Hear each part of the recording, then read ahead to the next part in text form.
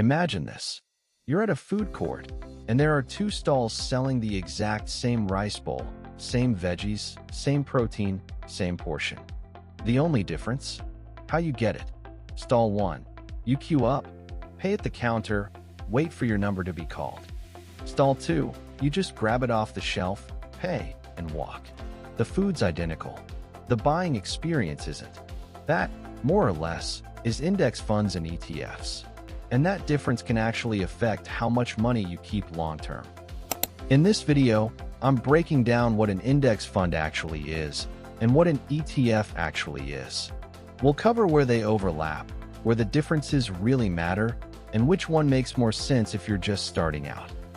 Welcome to Finance Explained, where we explain investing concepts in a simple way. Today we're settling one of the most common beginner questions in investing, once and for all.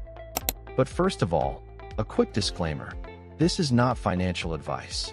Everything here is purely educational, so you can make your own call based on your goals and risk tolerance. Here's the problem. Most beginners hear index fund and ETF and assume they're totally different asset categories, like stocks versus bonds. They're not, but the confusion is completely understandable. Both are ways to buy hundreds, even thousands of companies at once, wrapped into a single product. So let's define each one from scratch, starting with the index fund. What exactly is it? Imagine you want to own a tiny slice of the 500 biggest companies in a country, but don't have the time or capital to buy each one. An index fund is basically a pre-packed shopping basket. You buy one basket, you instantly own a little piece of everything. The first is an exchange-traded fund, or ETF. It can hold that exact same basket of stocks. The difference is in how it actually trades. An ETF trades on a stock exchange just like an individual stock, allowing investors to buy and sell shares throughout the trading day at market prices. Here's the first key difference. An index fund is priced once a day after markets close. One price for everyone. An ETF, on the other hand, moves in real time. The price you see right now might change in seconds. Same underlying holdings, completely different rhythm. And that rhythm matters more than you'd think. Second difference, minimum investment. A lot of index funds require an initial minimum purchase to get started. ETFs are usually bought per share, so your minimum entry point could be as low as one share's price. Third, and perhaps the factor most beginners underestimate, is taxes and investment costs. Depending on the country, ETFs can offer meaningful tax advantages over comparable index funds because of their unique structure. But those benefits vary based on local tax laws. At the same time, ETFs often carry lower expense ratios than comparable index funds. While the cost difference has narrowed over time, lower fees can still make a meaningful difference over decades of investing. But numbers tell only part of the story. The bigger question is, what kind of investor are you? If seeing prices move throughout the day makes you anxious, real-time trading can become a double-edged sword. The same flexibility that empowers disciplined investors can also tempt others into making emotional decisions. This is Alex. Alex bought ETFs because he liked being in control, placing orders, choosing his own price, trading anytime. That flexibility felt empowering. Alex checked the app constantly, tracking every little movement in the market. Every dip, every spike. Alex was there, watching, reacting, convinced that staying alert meant staying ahead. But that same habit had a cost. A few times, Alex got spooked during a downturn, afraid it'd keep falling. So he sold, at exactly the wrong moment. Not because the product failed him, because the reaction did. Now meet Jordan.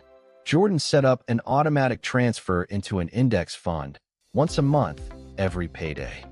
No checking prices, no second guessing. Just a quiet notification confirming the transfer went through. Jordan barely thought about it. The system did the work, and life just continued. 10 years later, the raw returns of Alex and Jordan's investments were nearly identical. because the holdings basically were. But Jordan came out ahead, not because the product was better, because the behavior was more consistent. And this points to something important about investing that most people never talk about. The biggest mistake beginner investors make is rarely about picking the wrong product. It's almost always about behavior, panic selling, overchecking, or overthinking until you never actually start. Consistency beats perfection. So how do you actually decide? Here's a simple framework. First, ask yourself what kind of investor you really are. Are you this set and forget type? Or do you like having control over exactly when and at what price you buy? Second, check how much starting capital you actually have right now. If your budget's tight, an ETF you can buy one share at a time is often the more realistic way in. Third, look beyond the expense ratio. Your total cost of investing may also include brokerage commissions, platform fees, or other transaction costs, depending on where you invest. For investors making small monthly contributions, those transaction costs can gradually reduce long-term returns. That's why understanding your broker's pricing is just as important as choosing the right fund. Fourth, and maybe the hardest one, be honest about your own track record. If you already know you panic sell when the market turns red, pick the option that keeps you from opening the app too often. So, index fund versus ETF, which one's actually better for beginners?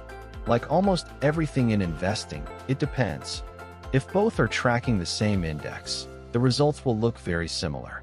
What creates the difference is how consistently you use it. Warren Buffett once said most investors would be better off in a low-cost index fund, left alone for years, instead of chasing the best product. If this video helped you understand the difference, hit the like button and consider subscribing. Let me know in the comments. Are you team set it and forget it, or team I like control? Thanks for watching, and I'll see you in the next one. Bye.